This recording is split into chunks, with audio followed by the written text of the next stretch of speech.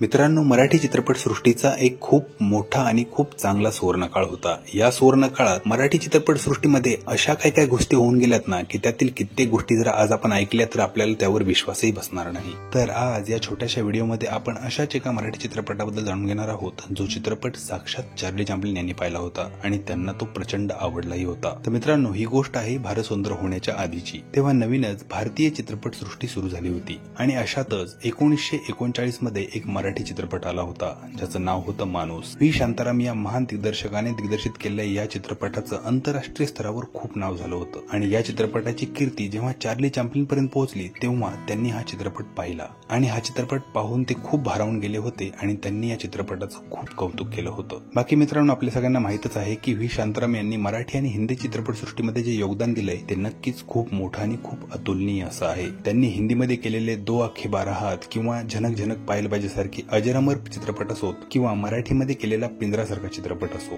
या दिग्दर्शकानं मराठी चित्रपटसृष्टीसोबतच हिंदी चित्रपटसृष्टीला सुद्धा एका वेगळ्या उंचीवर नेऊन ठेवलं होतं। बाकी मित्रांनो, तुम्हाला जर ही माहिती युनिक वाटली असेल आणि हा व्हिडिओ आवडला असेल तर व्हिडिओला लाईक करायला विसरू नका।